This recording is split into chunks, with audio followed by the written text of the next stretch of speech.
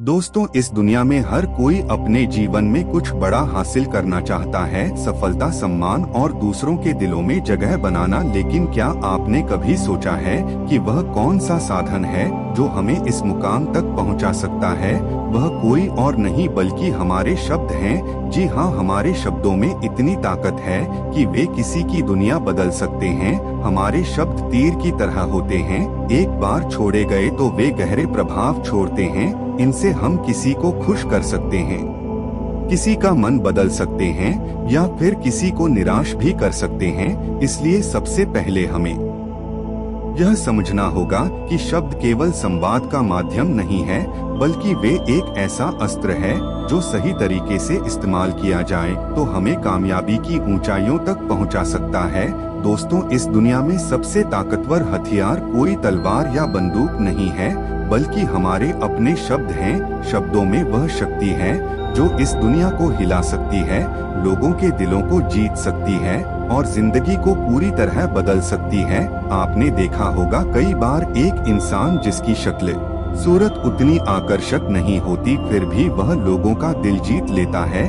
वह इज्जत, शोहरत और दौलत हासिल करता है क्योंकि वह जानता है कि कैसे सही तरीके से शब्दों का इस्तेमाल करना है। सोचिए, क्या आपने कभी ऐसे इंसान को देखा है जो देखने में साधारण हो लेकिन लोग उसके दीवाने हो? क्या ऐसा व्यक्ति आपके जीवन में कभी आया है जिसने अपने बोलने के तरीके से आपको प्रभावित किया हो? ऐसे लोग जीवन में नाम, शोहरत, इज्जत और दौलत कमाते हैं सिर्फ अपनी बातों से। आपने देखा होगा कई लोग पढ़ाई लिखाई में तो कमजोर होते हैं, लेकिन अपनी बातों से ही कामयाबी की सीढ़ियां चढ़ते जाते हैं। ऐसा इसलिए क्योंकि वे जानते हैं कि सही समय पर सही तरीके से सही शब्दों का इस्तेमाल कैसे करना है। याद रखिए, बोलने की कला सीखने के लिए आपको किसी विशेष शिक्षा की जरूरत नहीं, बस आपको अपने अंदर के आत्मविश्वास को जगाना है, अपनी भावनाओं को शब्दों के माध्यम से सही तरीके से व्यक्त करना है।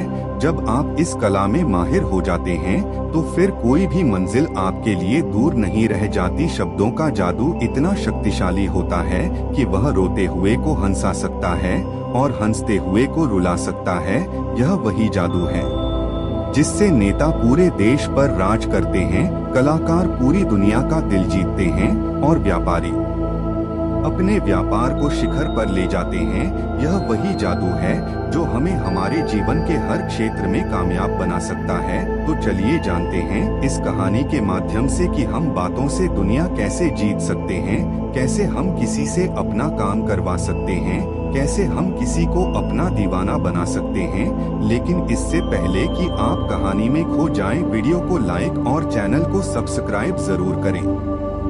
एक समय की बात है, हिमालय की घाटी में एक बहुत ही महान बौद्ध भिक्षु रहते थे। उनकी ख्याति दूर दूर तक फैली हुई थी।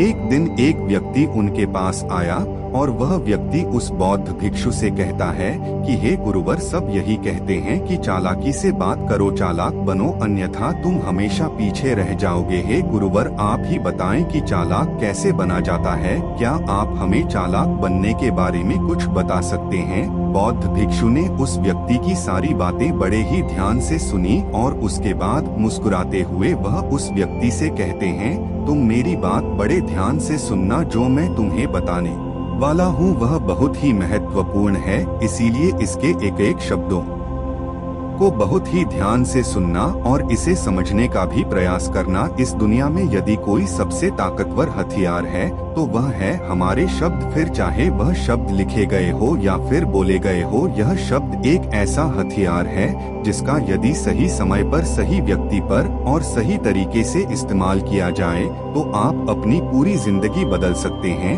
और इतना ही नहीं, यदि हम चाहे तो अपने शब्दों को फूलों की तरह भी इस्तेमाल कर सकते हैं और यदि हम चाहे अपने शब्दों को तीरों की तरह भी इस्तेमाल कर सकते हैं। हम हमारे कहे गए शब्द गहरे से गहरे घाव भी भर सकते हैं और कभी कभी हमारे यही शब्द गहरे से गहरे घाव भी दे जाते हैं। हमारे शब्द में इतनी ताकत होती है, यदि आप चाहे तो अपने कहे गए शब्दों से किसी की जिंदगी बना सकते हैं और चाहे तो आप अपने इन्हीं शब्दों से किसी की जिंदगी बर्बाद भी कर सकते हैं।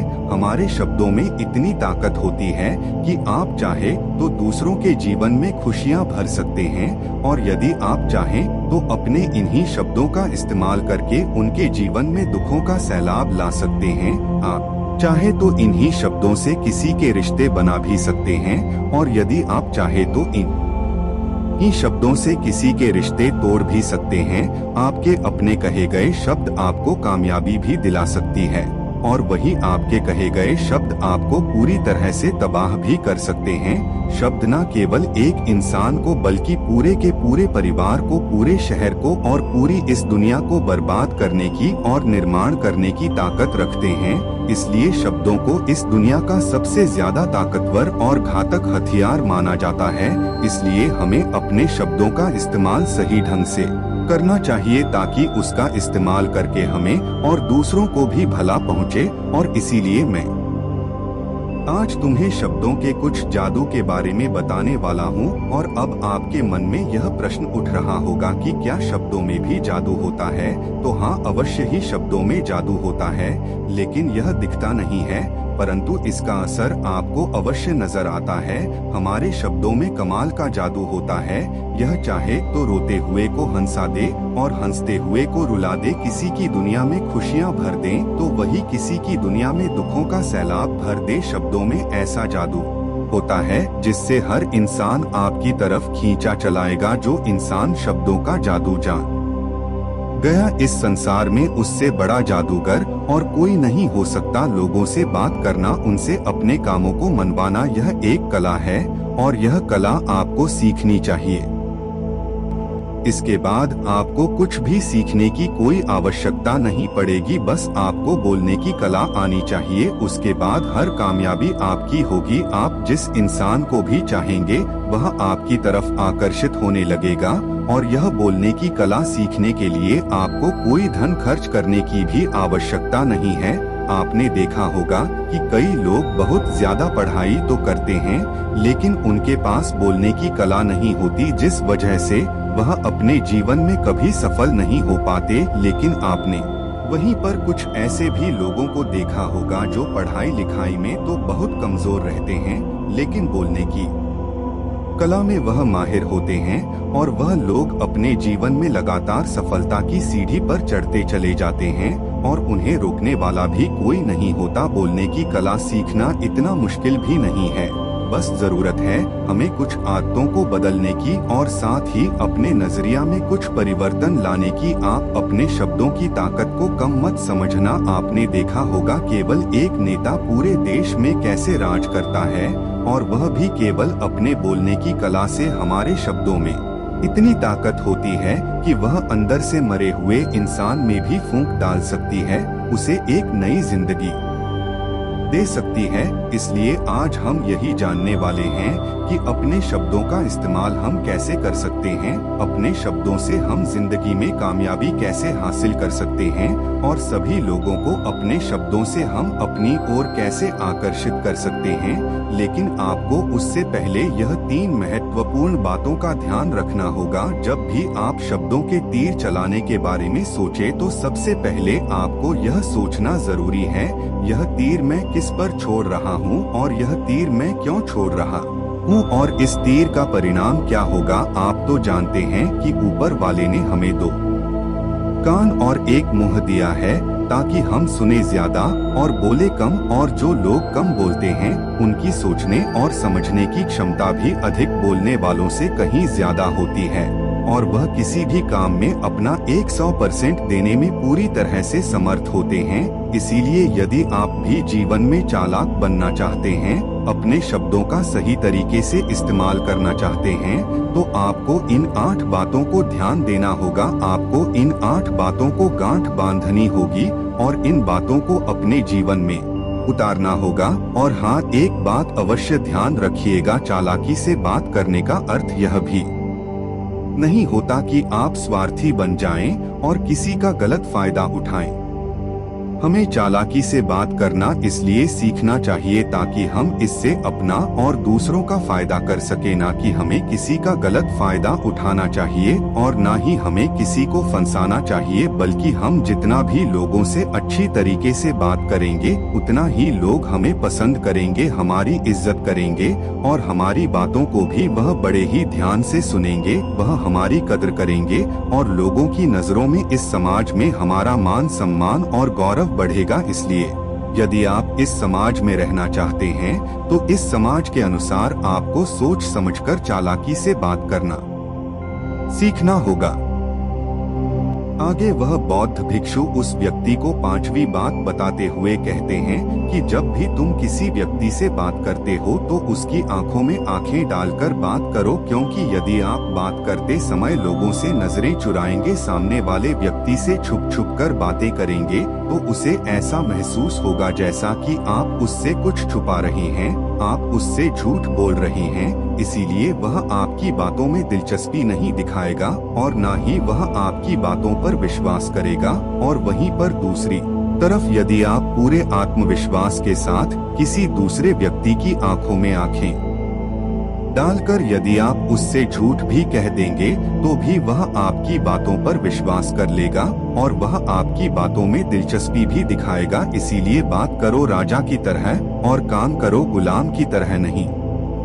आगे वह बौद्ध भिक्षु उस व्यक्ति को छठी बात बताते हुए कहते हैं, कम बोलो और काम का बोलो, अर्थात अपने बोलने के तरीके सुधार लेना, तो बहुत धीरे बोलो और ना ही बहुत तेज। अपने शब्दों का उच्चारण सही और स्पष्ट तरीके से करें। अगर आप बहुत जल्दी जल्दी बोलेंगे तो लोग कुछ भी समझ नहीं पाएंगे और अगर आप बहुत धीरे धीरे बोलेंगे तब भी लोग आपसे बोर हो जाएंगे और वह आपकी बातों में थोड़ी भी दिलचस्पी नहीं दिखाएंगे। यदि आप बहुत चिल्ला चिल्ला कर बोलेंगे तब भी लोगों को आपकी आवाज पसंद नहीं आएगी और यदि आप बहुत धीरे धीरे बोलेंगे तब तो लोगों तक आपकी आवाज ही नहीं पहुंचेगी और आपकी बातों का असर भी नहीं होगा। इसीलिए अपनी बातों को साफ और स्पष्ट रखें, अपने शब्दों को साफ और स्पष्ट रखें ताकि वह लोगों को अच्छी तरह से समझ में आ सके, क्योंकि अक्सर यह देखा गया है कि जब भी कोई इंसान बोलना शुरू करता है